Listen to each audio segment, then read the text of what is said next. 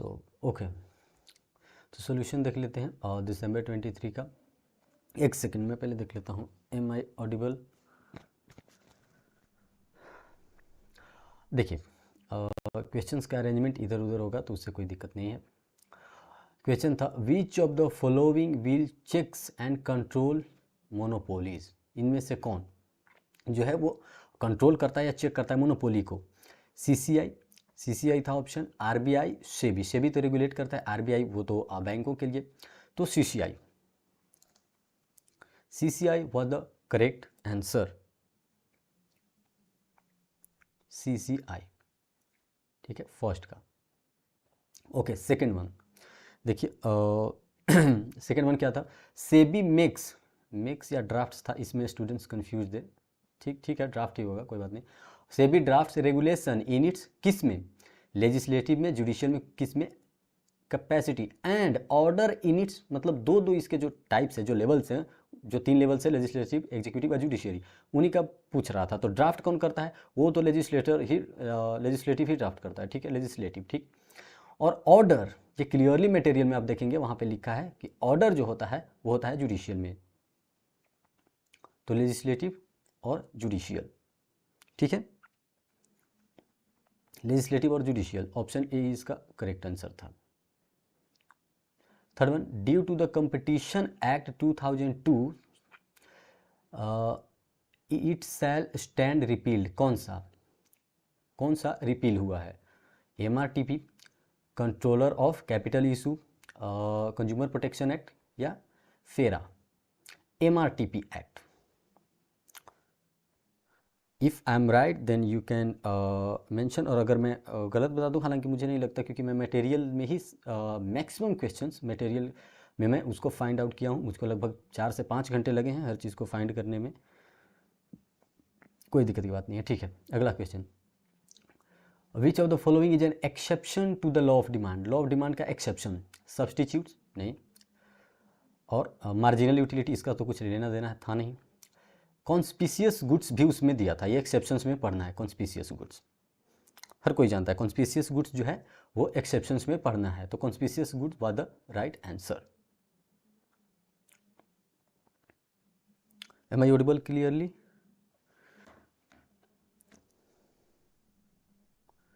Yes, I think so. Now, next question. If the percentage change in demand of goods X कितना था, -2.5 and the percentage change in income 5% था, then the income elasticity of good X, तो good X का जो income elasticity आ रहा था वो भी निगेटिव ही आ रहा था, तो जब निगेटिव आता है वो इन्फीरियर गुड्स का होता है, ठीक है। तो I think B was the correct answer, I think नहीं, बी ही करेक्ट आंसर होगा, -0.5 inferior goods. One second okay clear. If both total revenue of product and price are moving in the same direction, okay, then the demand कैसा होगा अगर दोनों ही same ही direction में, इनइलास्टिक, नो चेंजेस, इनइलास्टिक होगा, option C inelastic. Now the price of goods decreases from 80 unit to 40 per unit, okay 80 to 40 per unit, if the price elasticity of demand for the given product is 1.5, ये calculation का आप calculate करेंगे तो आपको जो है वो changes करके फाइंड आउट करेंगे तो आपको निकल जाएगा। इसका जो आंसर आ रहा था वो आ रहा था 35 यूनिट्स।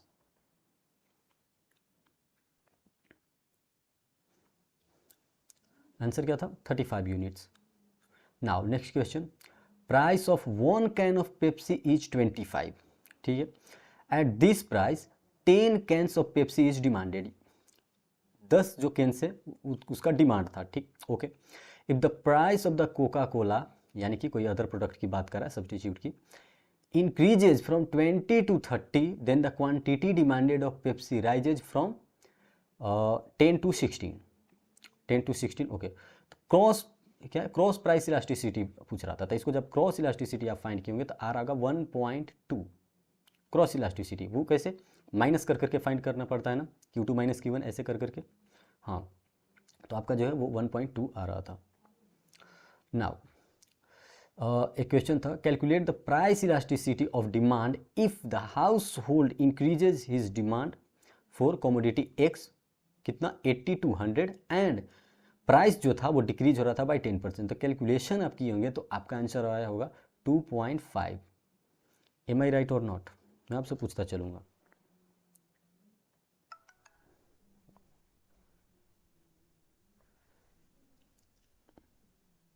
बफर नहीं, कोई बफरिंग नहीं हो रहा।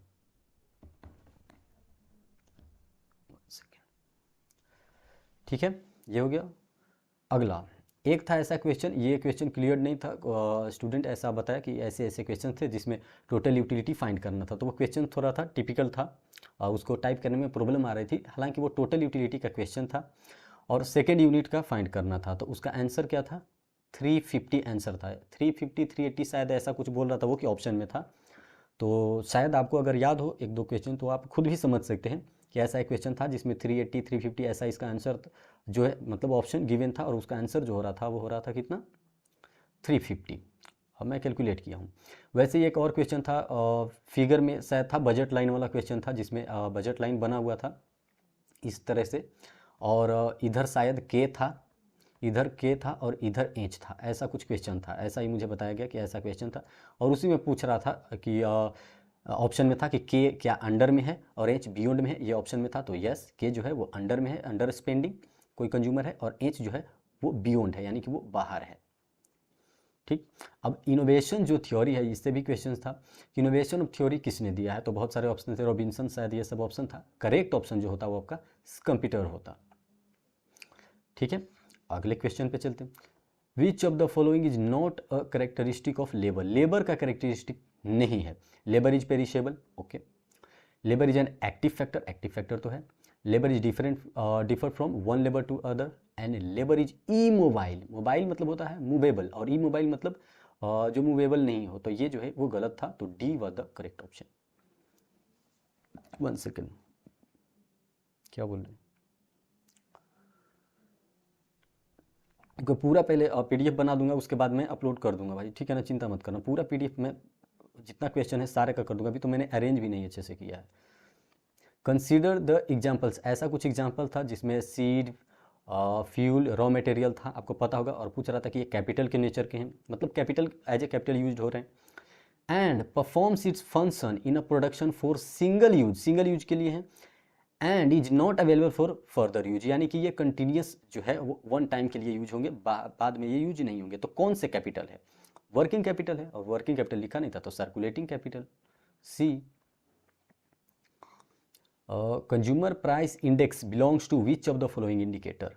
कंज्यूमर प्राइस इंडेक्स की बात कर रहा है। कंज्यूमर प्राइस इंडेक्स, देखिए क्वेश्चन पेपर का पीडीएफ में फुल फ्लेज बनाऊंगा।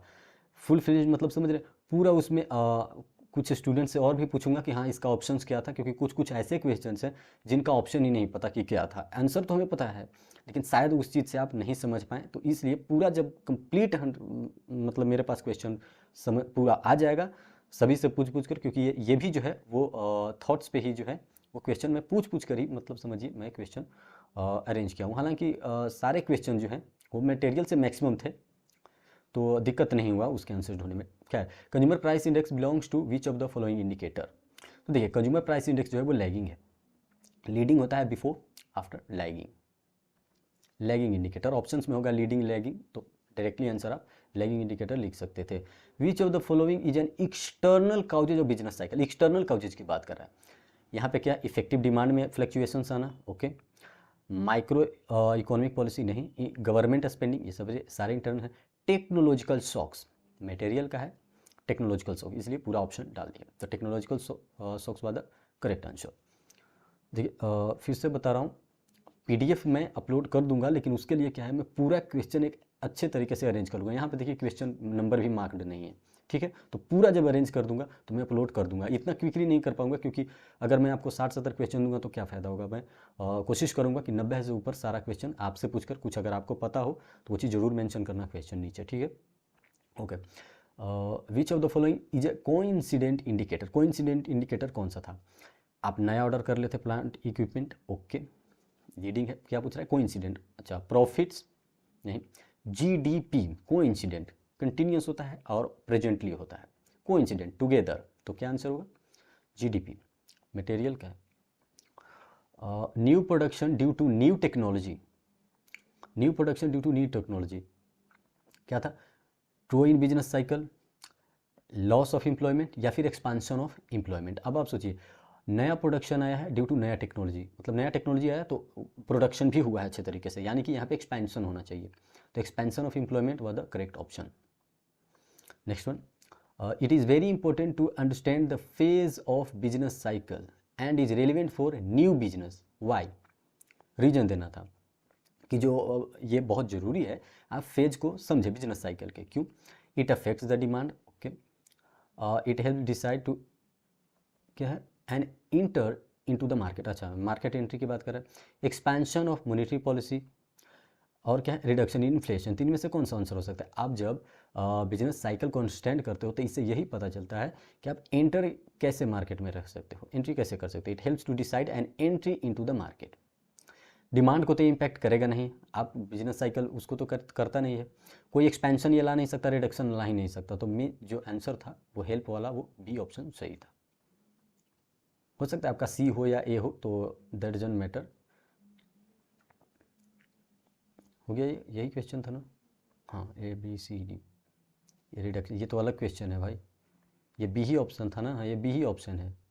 इट अफेक्ट्स द डिमांड और सेकंड था it helps to decide enter into the market, बाकी का ऑप्शन था ही नहीं, तो बी ऑप्शन सही था। ये क्वेश्चन है अलग से। Expansionary monetary policy of government direct towards, कहाँ पे, किस में हेल्प करती है? Expansionary monetary policy, expansionary monetary policy ये किस में? Reduction in inflation, rising of aggregate demand, decline in employment rate. कौन सा आंसर सही है? एक्सपेंशन की बात कर रहा है, राइजिंग ऑफ एग्रीगेट डिमांड वही तो होगा, क्योंकि एक्सपेंशन हो रहा है मॉनेटरी पॉलिसी में तो डिमांड बढ़ रहा है, सिंपल। क्योंकि ये रिडक्शन इन इन्फ्लेशन ये तो होगा नहीं, डिक्लाइन इन एम्प्लॉयमेंट रेट बिल्कुल नहीं, तो क्या होगा? Rising of aggregate demand. Now which business cycle phase are collectively known as turning point, तो वो है पीक एंड ट्रो, हर कोई जानता है, peak and trough is the turning point. Now a measurable economic factors that changes before की बात किया, economy begins to choose a pattern, उसे क्या कहते हैं? वो लीडिंग इंडिकेटर ही होता है, और आफ्टर लैगिंग इंडिकेटर और कोइंसिडेंट इंडिकेटर जो टुगेदर हो, ठीक है। Which of the following is not a feature of business cycle, business cycle का फीचर नहीं है। देखिए अभी मैं लाइव का रिप्लाई नहीं दूंगा, नहीं तो काफ़ी टाइम हो जाएगा, ठीक है। Which of the following is not a feature of business cycle, ठीक है, एक बार पढ़कर देख लेते हैं। बिजनेस साइकिल आर क्या है? Contagious and international in nature, हाँ ये तो इसका है feature. Duration of the business cycles will very, हाँ, और length of each phase is definite, नहीं डेफिनिट नहीं होता, खैर अगला देख लेते हैं। हाँ इतना ही, तो यहीं पे जो है वो पता चल गया कि जो डेफिनिट यहाँ पे लिख दिया कि लेंथ जो इसका डिफिनिट होता है हर फेज का, नहीं डिफाइंड नहीं होता, ये स्पेसिफिक नहीं होता, तो सी जो था वो करेक्ट ऑप्शन होता, नॉट अ फीचर पूछ रहा था। अगला एक कंपनी है XYZ is an advertisement agency, okay, और इसमें क्या होता है? Its future projects are closely related to the rate of economic growth, ठीक है। तो XYZ कैसा बिजनेस है?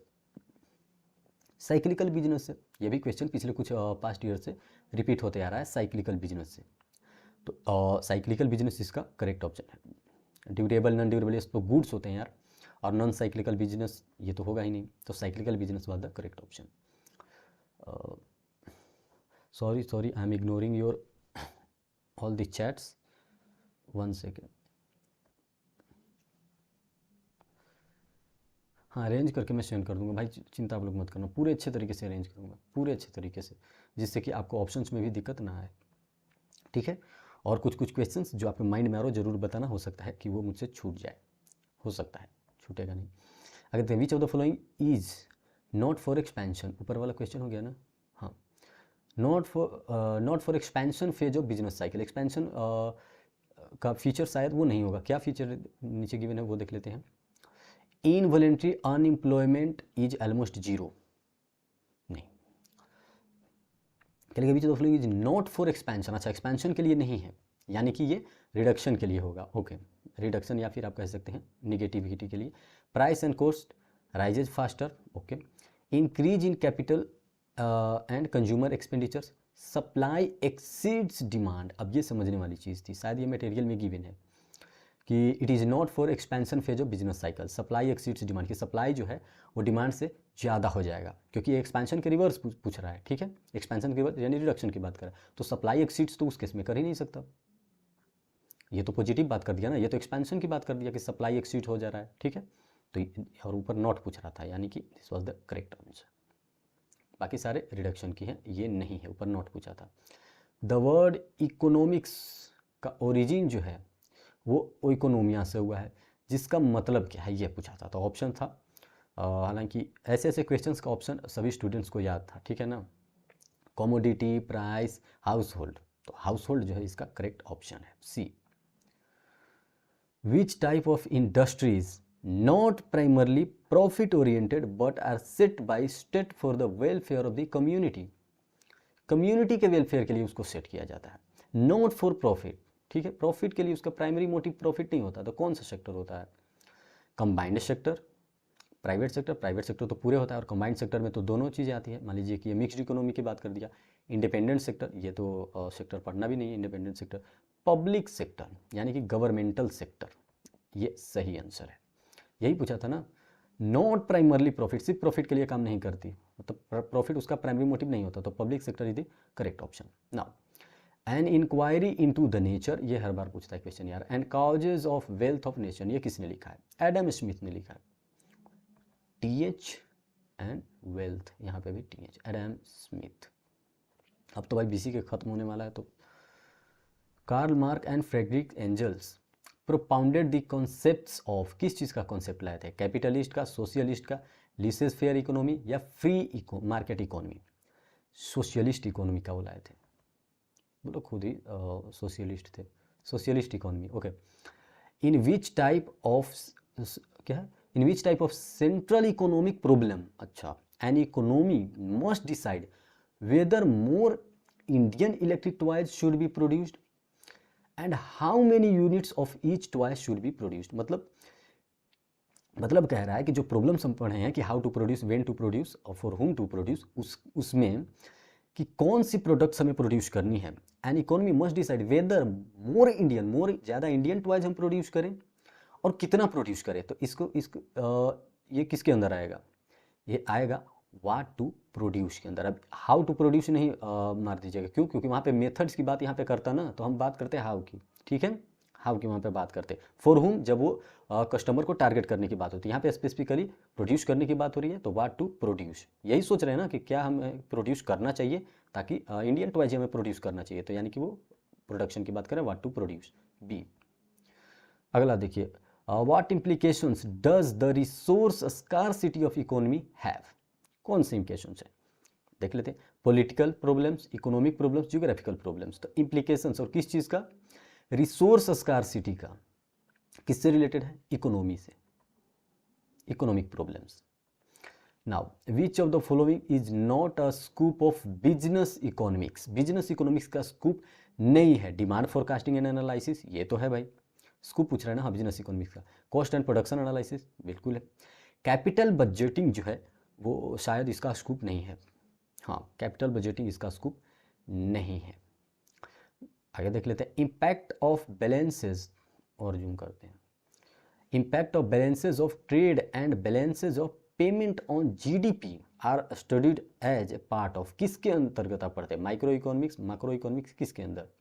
क्या पूछ रहा है? GDP, हाँ, GDP के बारे में। Impact of balances of trade and balance of GDP, यानी कि बड़े लेवल पे बात कर रहा है ना, हाँ, इसमें तो एग्रीगेट आ गया। GDP जो है वो इंडिविजुअल या फिर हाउस होल्ड के लेवल पे हम नहीं पढ़ते हैं, तो यानी कि वो किसके अंदर आएगा? माइक्रो इकोनॉमिक्स के अंदर तो आएगा नहीं। कंज्यूमर इकोनॉमिक्स तो कोई है ही नहीं, तो यानी कि मैक्रो इकोनॉमिक्स के अंदर वो आएगा।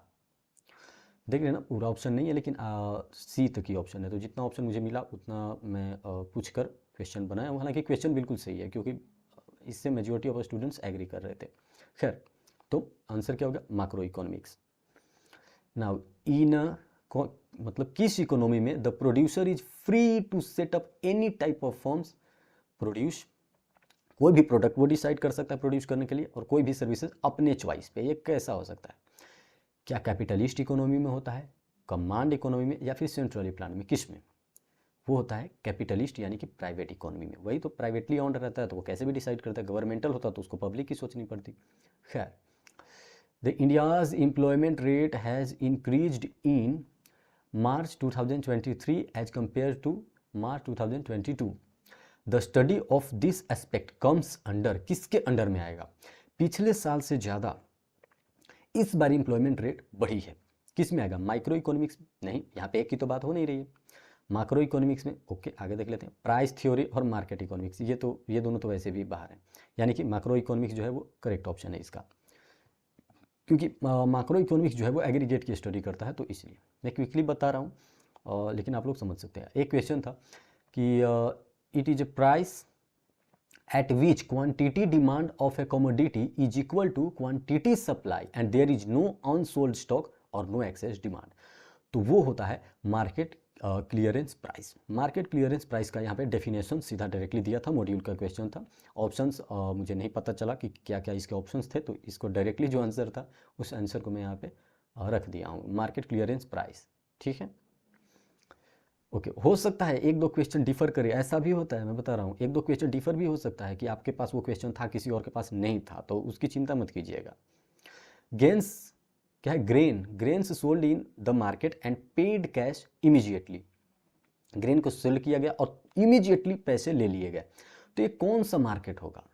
तो देखिए इसमें भी बहुत सारे मार्केट्स दिया होगा ऑप्शन में, तो ये स्पॉट मार्केट था और वहाँ पे दे भी दिया था नेचर ऑफ ट्रांजेक्शन शायद। हाँ, तो स्पॉट मार्केट में क्या होता है कि क्विकली आप जैसे ही देते हैं, मतलब कैश ट्रांजेक्शन्स, ठीक है, समझ रहे हो?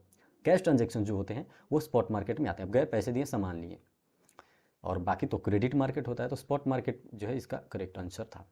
अ फर्म विल अर्न, क्या अर्न करेगा अगर marginal cost is equal to marginal revenue है तो?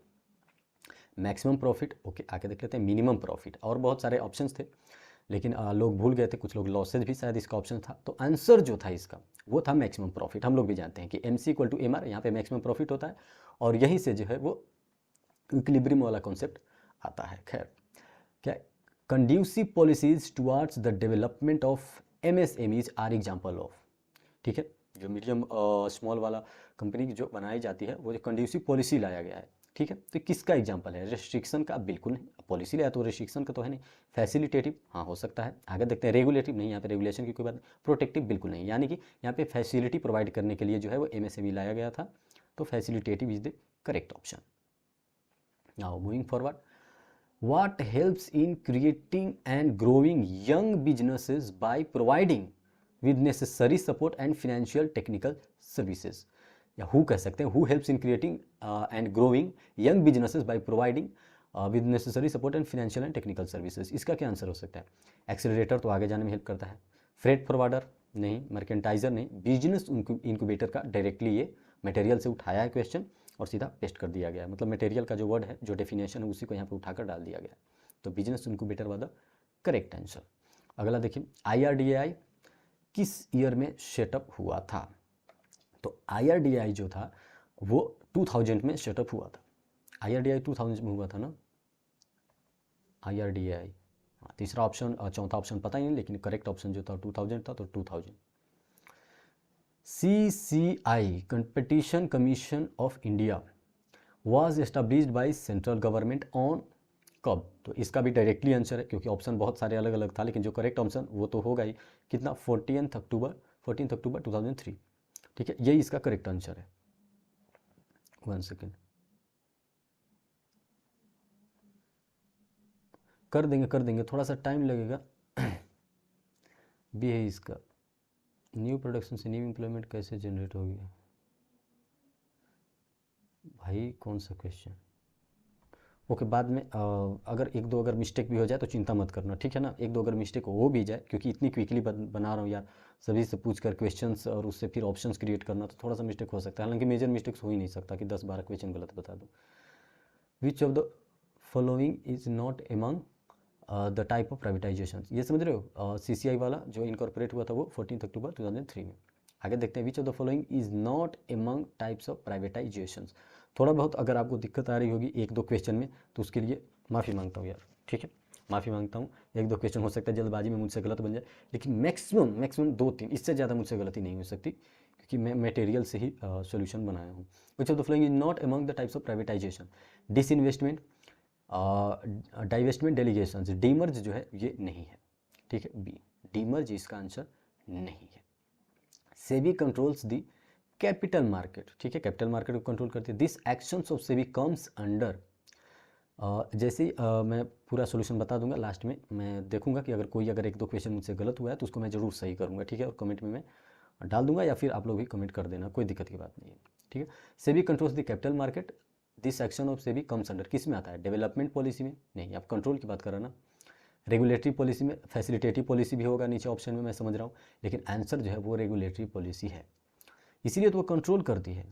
सेबी जो है, सेबी क्या है? रेगुलेटरी मार्केट, क्या कहते हैं, रेगुलेटरी बॉडी ही इसको कहा जाता है, तो रेगुलेटरी पॉलिसी है जिसके अंतर्गत वो कंट्रोल करे कैपिटल मार्केट को। आगे देखते हैं, XYZ कंपनी है, इन्वेस्ट किया 20 मिलियन, ये तो लास्ट पेज में ये क्वेश्चन ऐसा है, FII वाला वही क्वेश्चन है।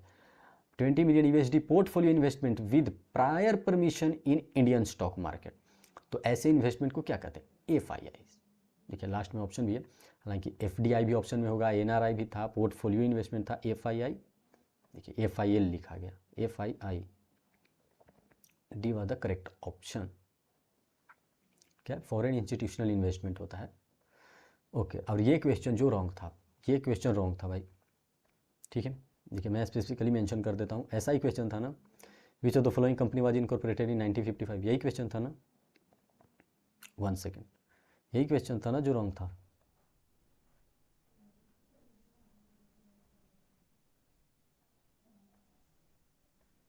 हाँ, ये क्वेश्चन रॉन्ग था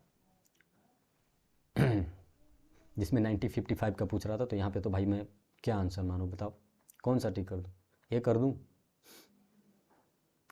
company, which of the following company, पूछा क्या? Reliance, Coal India, BPCL, SBI।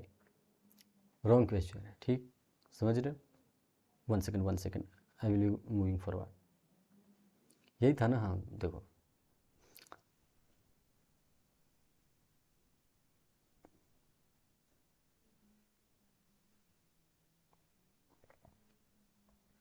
Okay.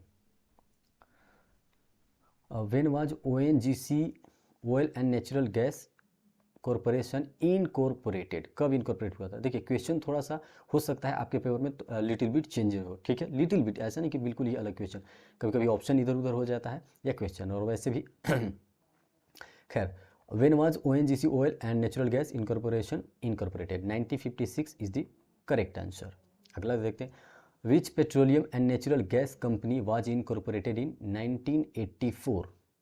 कौन सा इनकॉर्पोरेट हुआ था? उसमें था भारत पेट्रोलियम का, गेल का भी था, तो गेल जो है वो 1984 में इनकॉर्पोरेट हुआ था, गेल, ठीक, ओके। अब एक था कलिंग विद्युत निगम, ऐसा कुछ था, प्राइवेट लिमिटेड था, जो कि ज्वाइंट वेंचर था किसका? इलेक्ट्रिक यूटिलिटी कंपनी का। ये पूछ रहा था कि कलिंग जो है विद्युत limited is a joint venture of which electric utility company, यानी कि इलेक्ट्रिक यूटिलिटी कंपनी का ज्वाइंट वेंचर तो है, लेकिन किसका, कौन सा इलेक्ट्रिक यूटिलिटी कंपनी का? तो आंसर है जो आपका पावर ग्रिड कॉरपोरेशन लिमिटेड। आप पढ़िएगा चैप्टर 3 जो है वो BCK का, उससे शायद ये क्वेश्चन था। अगला देख ले, स्ट्रेंथ क्या है? Study strength and weakness in order to advise the company about the decision to be taken to increase its market share and profitability. तो इसे क्या कहते हैं? ये मार्केट रिसर्च एनालिस्ट होते हैं जो ये एडवाइस करते हैं। क्या एडवाइस देते हैं? वो एडवाइस इस मामले में देते हैं कि आप अपने मार्केट शेयर को इंक्रीज कर सकें और प्रॉफिटेबिलिटी को भी इंक्रीज कर सकें, और किस बेसिस पे? अपना स्ट्रेंथ और अपने वीकनेस के बेसिस पे। किसका स्ट्रेंथ वीकनेस? एक कंपनी का या बिजनेस का। Which of the following doesn't comes under the head of current assets? Current assets के अंडर में फॉल नहीं करेगा। मार्केटेबल सिक्योरिटी एसेट्स है, रिसीवेबल भी एसेट्स है, इन्वेंट्री भी एसेट्स है, पेबल ये तो लाइबिलिटी है, तो B was the correct answer. Now, it is the process of comparing the products and services of a business against those of competitors in the market or leading businesses in the market in order to find out ways of improving quality and performance.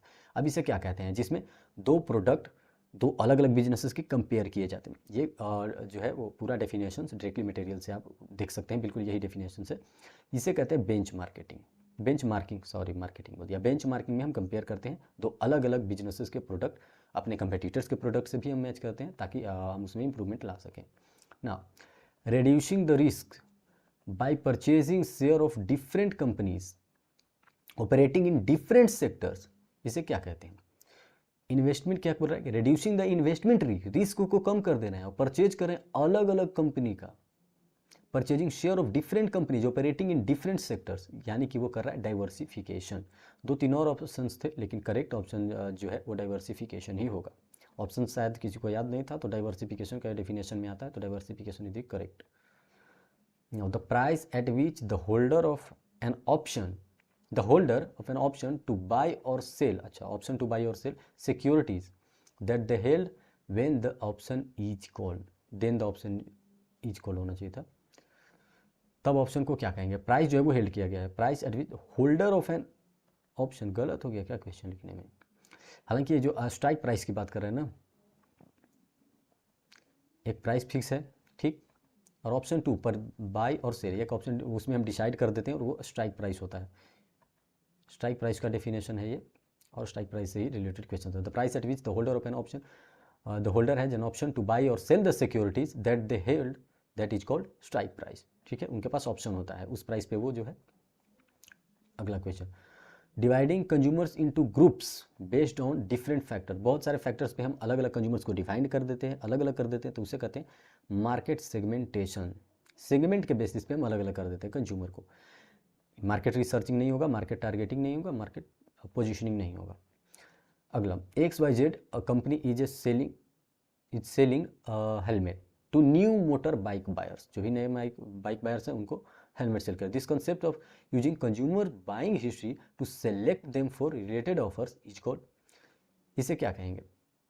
Cross selling कहते हैं, जिसमें आप पहले आप देख रहे हैं consumers के हिस्ट्री, उसके परफॉर्मेंस, उसके बेसिस पे आप सेलेक्ट करें, कुछ नई चीज़ें ऑफर कर रहे हैं, तो ये क्या होता है? Cross selling. डायरेक्ट सेलिंग तो होता नहीं, पर्सनल मार्केटिंग नहीं, सो क्रॉस सेलिंग। ये ऑप्शन कहाँ गया हो गया, कोई बात नहीं, शायद क्रॉस सेलिंग इसका करेक्ट ऑप्शन है। हाँ, क्रॉस सेलिंग ही होनी चाहिए, मटेरियल में भी ऐसा है। Which of the following is hybrid form of business organisation, अभी हर कोई जानता है, यह है LLP। हमारा LLP हाइब्रिड फॉर्म होता है बिजनेस ऑर्गेनाइजेशन का, जिसमें कंपनी का भी फीचर होता है, पार्टनरशिप का भी फीचर होता है। खैर में अब क्वेश्चन शायद बहुत हो गया, आगे देखते हैं। Which of the following documents can be used to spell the company's objective, अब कंपनी का ऑब्जेक्टिव कौन बताता है? Memorandum of association, article of association. जब आप लॉ पढ़ेंगे तो उसमें भी पता चला होगा कि मेमोरेंडम ऑफ एसोसिएशन जो है ना, वो बताता है कंपनी का ऑब्जेक्टिव। आर्टिकल ऑफ एसोसिएशन क्या बताता है? वो तो इंटरनल अफेयर बताता है। अगला question, which of the following is not a feature of the monopoly market, monopoly market का फीचर नहीं है। मोनोपोली मार्केट मतलब एक सिंगल सेलर जिसका पूरे मार्केट पे कंट्रोल हो। सिंगल सेलर, हाँ ये तो है फीचर, नॉट फीचर पूछा है।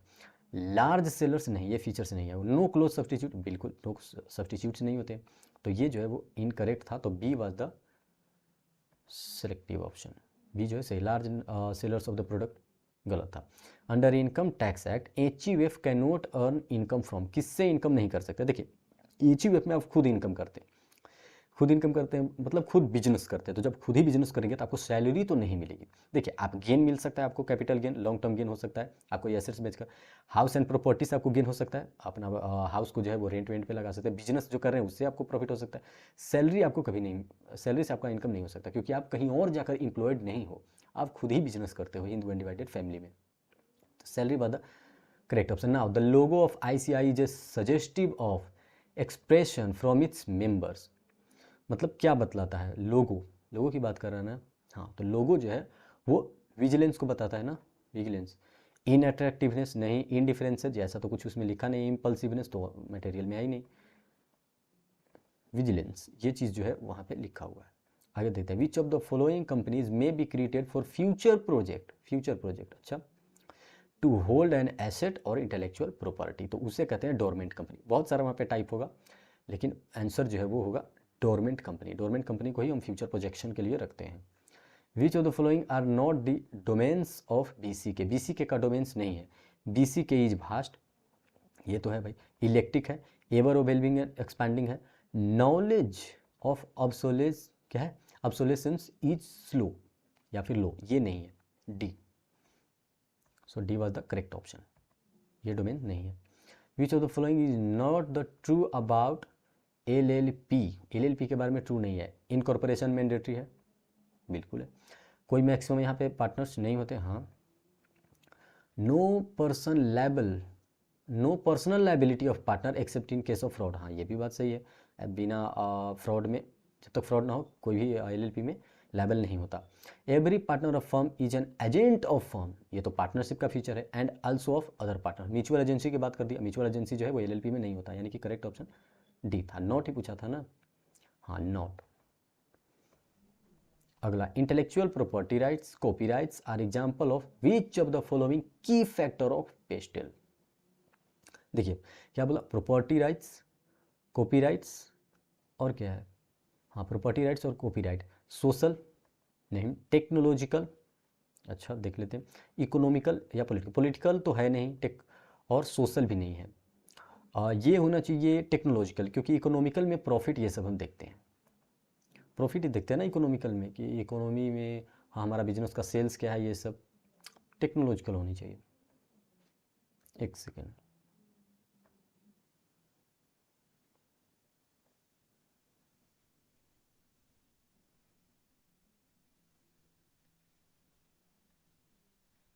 क्या हो गया, गलत बोल रहे हो क्या कुछ?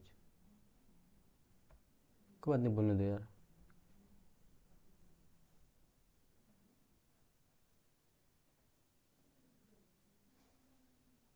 कोई बात नहीं, ठीक है भाई, कोई बात नहीं, बुरा भी बोल सकते हो, कोई दिक्कत नहीं है मुझे। अब क्योंकि अगर मैं आपकी अगर हेल्प कर रहा हूँ, अगर आप बुरा बोल रहे हो सकता है एक दो मिस्टेक मुझसे हो भी जाए, तो ही अच्छी चीज़ है यार। मैं बताऊँ 4-5 घंटे लगाया हूँ इसको खुद से टाइप करने में, क्योंकि पूछ पूछ कर उस क्वेश्चंस को इंटरप्रीट करना खुद से कि कैसा क्वेश्चन होगा। और एक्चुअल में क्वेश्चंस वो लोग जिनसे मैं पूछा वो लोग प्रूव कर रहे थे कि हाँ यही ऐसा ही क्वेश्चन था। फिर उसको मटेरियल में ढूंढना, फिर उनसे करेक्ट ऑप्शन के द्वारा उनसे पूछना कि अलग अदर ऑप्शन क्या था, बहुत कॉम्प्लिकेटेड था, बट स्टिल नो प्रॉब्लम, इतना मेहनत तो कर ही सकता हूँ यार। कोई बात नहीं, गाली ही दोगे दो, कोई बात नहीं। आगे देखते हैं, ABC company turning towards joint venture and partnership with other firms to manage environmental uncertainties।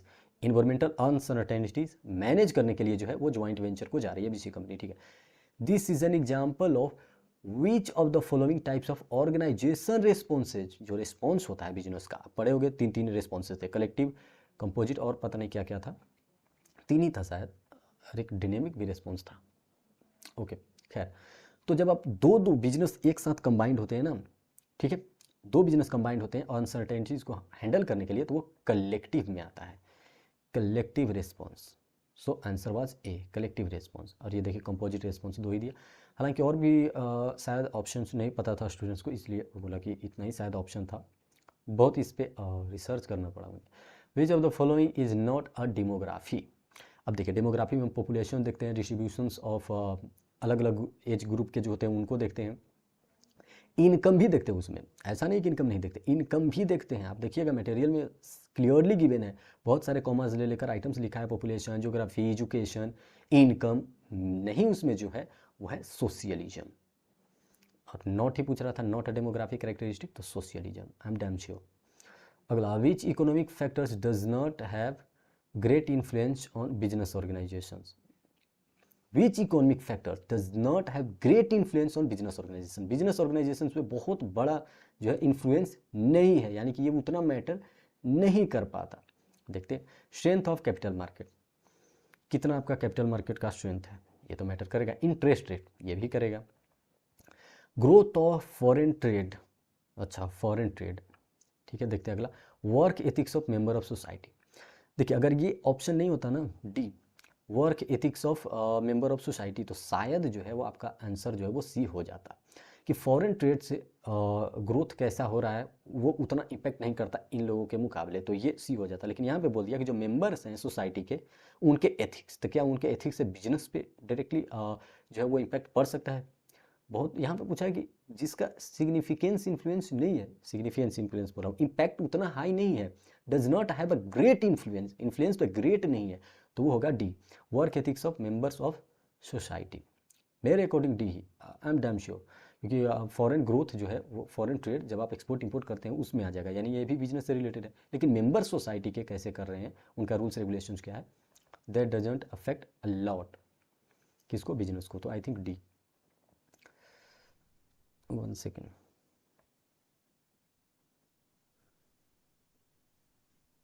Head पे ध्यान मत, टेक्नोलॉजिकल ही होगा, हाँ तो टेक्नोलॉजिकल मैंने भी मारा उसे टेक्नोलॉजिकल ही मारा हूँ, टेक्नोलॉजिकल ही ऊपर किया था ना, किधर गया वो क्वेश्चन, 1 सेकेंड, हाँ टेक्नोलॉजिकल ही किया हूँ, टेक्नोलॉजिकली। आगे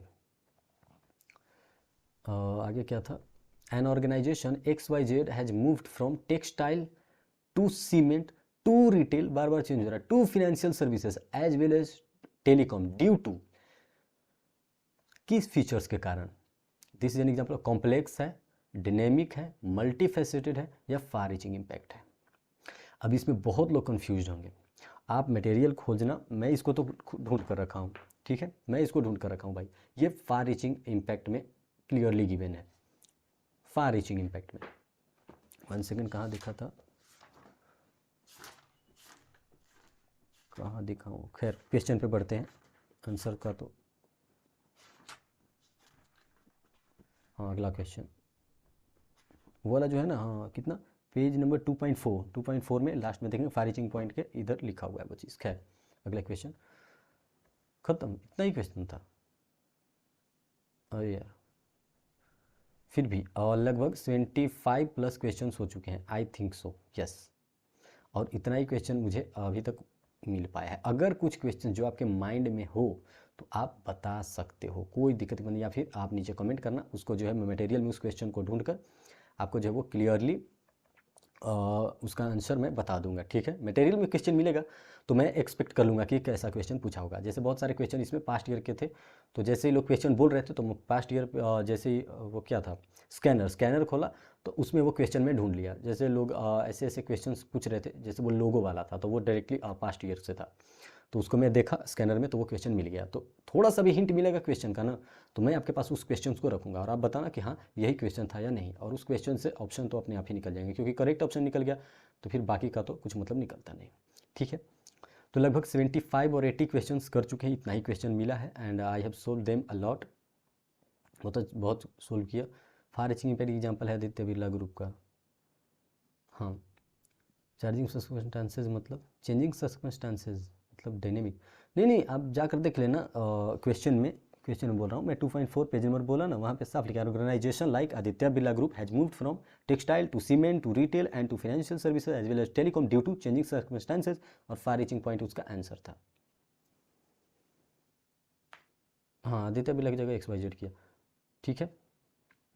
आई थिंक मैं पूरी कोशिश किया हूँ, और जितना क्वेश्चन मुझसे बोला गया, मतलब जितना मुझे पता चला, जितना पूछने से या फिर कुछ लोग कॉल करके भी बताए हैं, तो बहुत बहुत धन्यवाद उनका जिन्होंने क्वेश्चन सजेस्ट किया, और उससे भी ज़्यादा मेहनत पता है यार कैसे लगा इन सब को लिखने में, मैं बताऊँ, मैंने आज बिल्कुल भी पढ़ाई नहीं की, मैंने बिल्कुल भी आज पढ़ाई नहीं किया, मैं इसमें लगभग 4 आवर प्लस मेरा लगा इसका सोल्यूशन बनाने में, क्योंकि नहीं यार, मैं मानता हूँ अभी भी एक दो क्वेश्चन ऐसा होगा जो मुझसे गलत हो गया होगा, तो मैं उसके लिए माफ़ी मांगता हूँ कान पकड़, ठीक है, एक दो क्वेश्चन हुआ होगा, उससे ज़्यादा मैं नहीं मान सकता, क्योंकि मैं पूरा जो है वो इसमें से पूरा मटेरियल को जो है मैं पढ़ा हूँ और उसी से आंसर फाइंड आउट किया हूँ, चाहे वो कोई भी क्वेश्चन हो, इनमें से कोई भी क्वेश्चन जो जो मिल गया है उसको डायरेक्टली मैं जैसे ही देख पढ़ते टाइम पता लग जाता है कि ये मटेरियल में होगा या पास्ट ईयर में होगा, दोनों में से किसी ना किसी जगह तो होगा, तो उसको मैं फाइंड आउट किया, ICI का सजेस्टेड आंसर देखा उसका, और फिर उस क्वेश्चन को मैं आपके सामने लाया। थोड़ा सा भी हिंट मिलता है ना, तो वो क्वेश्चन अगर पास्ट ईयर में या MTP RTP कहीं पे भी अगर पहले पूछा है तो उसको मैं आपके सामने ला देता हूँ उस क्वेश्चन को, ठीक है। और 75 to 80 हो चुके हैं क्वेश्चन, सो अब काफ़ी है। PDF बनाऊंगा एक अरेंज करके ना, अटेम्प्ट किया है लॉ का, कोई दिक्कत नहीं है, सब कुछ हो जाएगा। PDF इसका बनाऊंगा पता है कब, जब पूरा 100 क्वेश्चन मेरे पास आ जाएंगे ना, I will be making the PDF of the same. PDF बनाने में मेरे को कुछ दिक्कत नहीं है, हाँ थोड़ा सा टाइम लगता है, इतने सारे क्वेश्चंस हैं, लेकिन कोई दिक्कत की बात नहीं है। इसका PDF मैं प्रोवाइड कर दूंगा, लेकिन इसको अरेंज करना पड़ेगा ना, अभी जो दिख रहे हैं ना आप ये सारे क्वेश्चंस ना, इसमें क्वेश्चंस में लिखा हूँ कि कौन सा क्वेश्चंस है, कुछ में ऑप्शंस भी गायब है, सिर्फ करेक्ट ऑप्शन डायरेक्टली डाल दिया हूँ, तो ऐसे अगर मैं आपको दिखाऊंगा तो आपको कुछ भी समझ में नहीं आएगा, तो रुक जाइएगा, थोड़ा सा सब्र कर लेना, गाली मत देना, और उसके बाद मैं PDF दे दूँगा, ठीक है। पूरा दे दूंगा, दिक्कत की बात नहीं है, पूरा।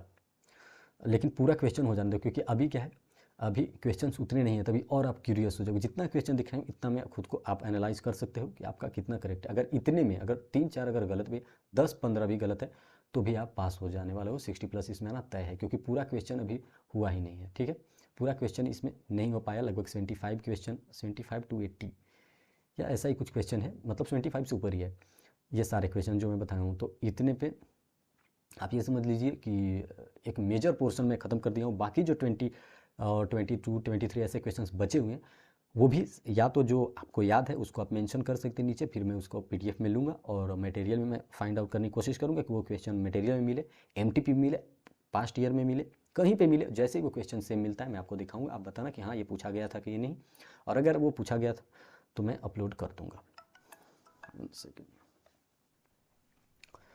ठीक है, ओके।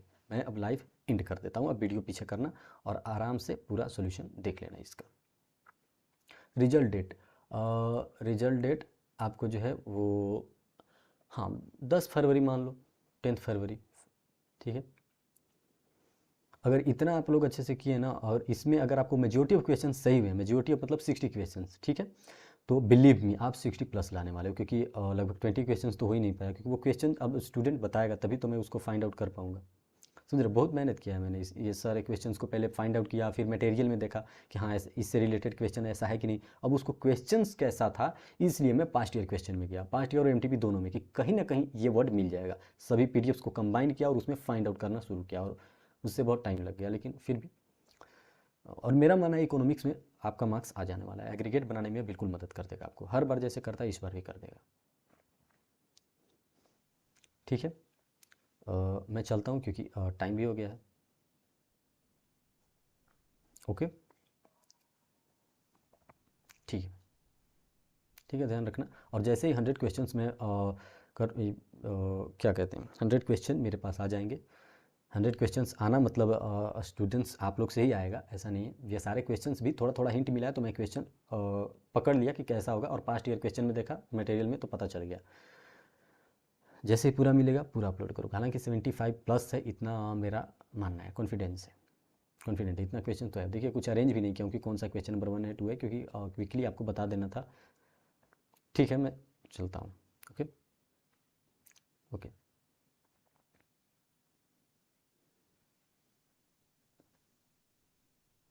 ठीक है,